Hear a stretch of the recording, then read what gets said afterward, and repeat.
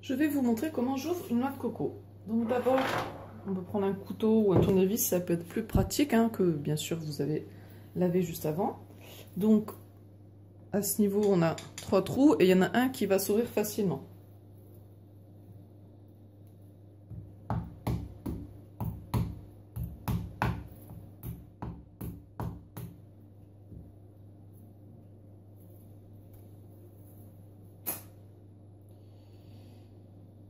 Quand j'ai choisi la noix de coco, quand je l'ai secouée, j'ai pas entendu le d'eau dedans. Et non, il n'y a pas d'eau dedans. Donc, s'il y a de l'eau dedans, vous retournez, vous attendez que l'eau coule dans le verre. Après, vous l'ouvrez. La coco, avec les cocos, l'embêtant, c'est que on sait jamais, on peut jamais être sûr à 100% qu'elle soit bonne. Des fois, ça peut arriver qu'elle soit pourrie. Mais bon, enfin, ça dépend vraiment des arrivages et voilà, autant il y a des moments où vous pouvez toujours avoir des noix de coco qui sont bonnes, autant il y a des moments où vous allez tomber une fois sur deux sur une pourrie. Donc le mieux, si vous avez prévu une recette, c'est d'acheter deux cocos pour être sûr, peut-être une sur deux, au moins il y en a une qui sera bonne, et au pire, si vraiment vous voulez être sûr, vous en prenez 3. Normalement, ça devrait y avoir quand même une chance de tomber sur une qui est bonne.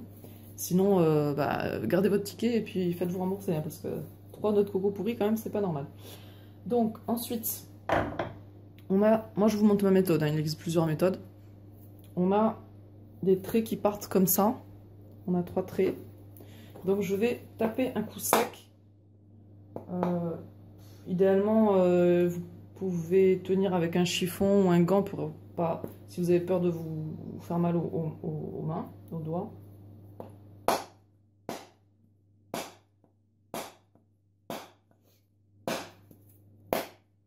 Alors avec un gros marteau, ça marche mieux. Celui-là, c'est un plus petit marteau. J'ai plus de facilité avec le gros marteau. Et voilà, le papa de mes enfants qui est crudivore depuis un moment, lui, il est plus costaud. Souvent, les hommes, ils y arrivent plus que les femmes. Enfin, ça dépend si vous êtes une femme peut-être plus costaud qui avait l'habitude de faire des choses de force, ou qui avait une bricoleuse, peut-être ça arrivera plus facilement.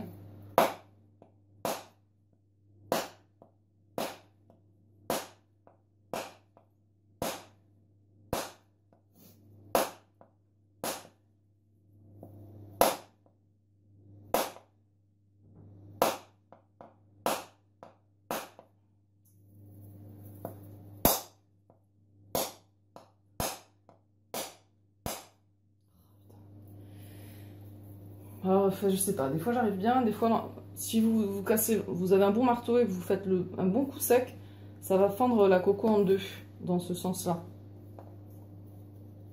Et vous tournez de temps en temps, vous changez de ligne. Ah voilà. Là, j'ai donné un coup sec et ça a fendu. On voit ici que ça a fendu. Et je vais continuer à taper tout autour.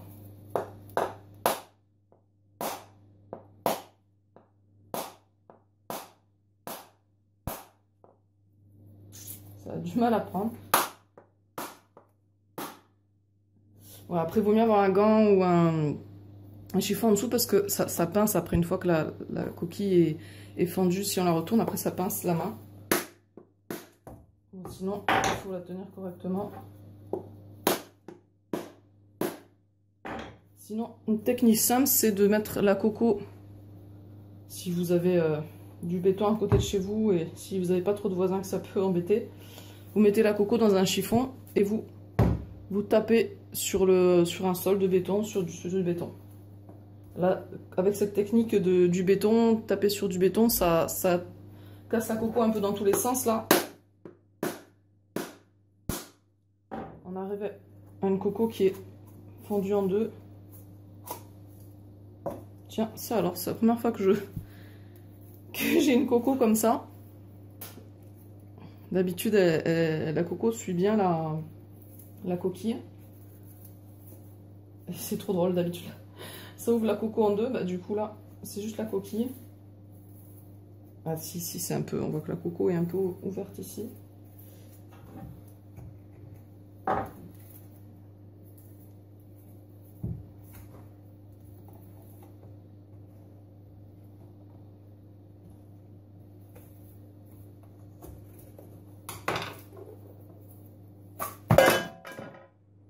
Et voilà, elle a l'air bonne. Ça sent bon, très bien.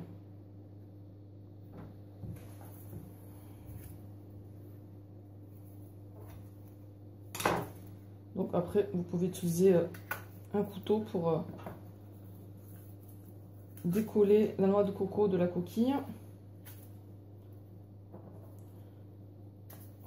Donc en général, quand on casse la coco en deux, ça sort plutôt de cette façon que comme ça. Hein. C'est rare d'arriver à sortir une moitié de coco comme ça de la coquille.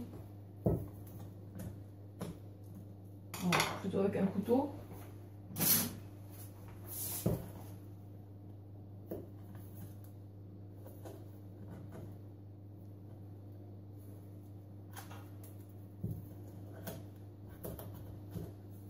On peut, avec le couteau, prédécouper des morceaux pour que ce soit plus facile à enlever.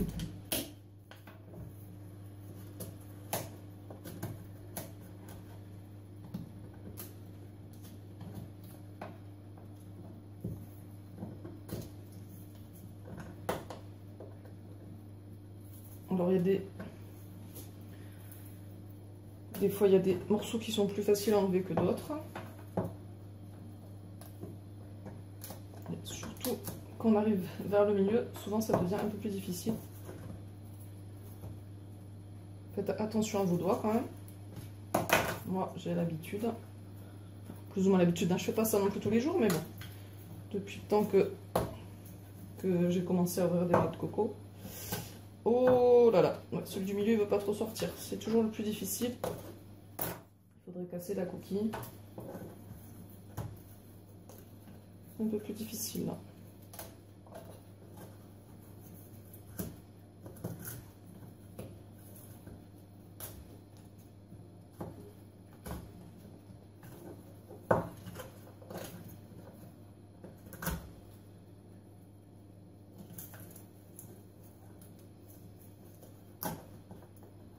Hop, et voilà.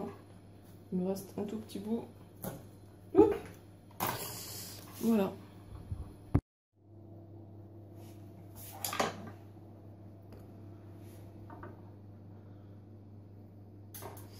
Donc pour faire la poudre de coco, qui est donc crue, on va mixer la chair de coco, on va la... Alors, on pourrait laisser cette peau, mais ça sera un peu plus agréable si on l'enlève. Donc, je vais essayer plutôt avec un épluche légumes comme ça. Pourquoi on dit un épluche légumes? Ça n'est pas éplucher autre chose que des légumes.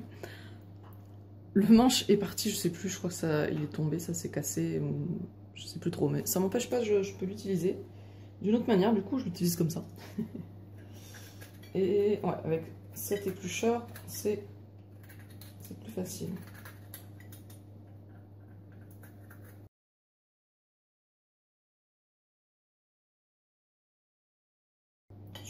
S'il en reste un petit peu, c'est pas très grave.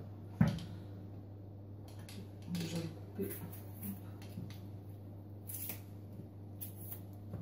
Ça sent bon.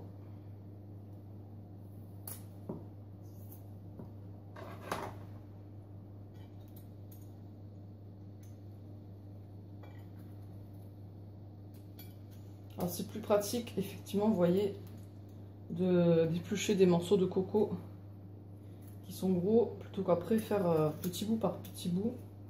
Donc il vaut mieux, si vous arrivez à couper juste la coquille, la coco en deux et à sortir des gros bouts, ça sera plus facile pour éplucher après. Donc là après je vais, comme ça a mis un petit peu de poussière dessus, je vais rincer mon noix de coco.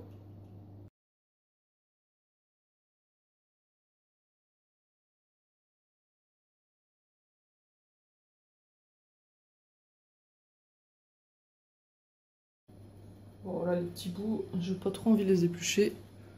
Allez, je vais rincer tout ça.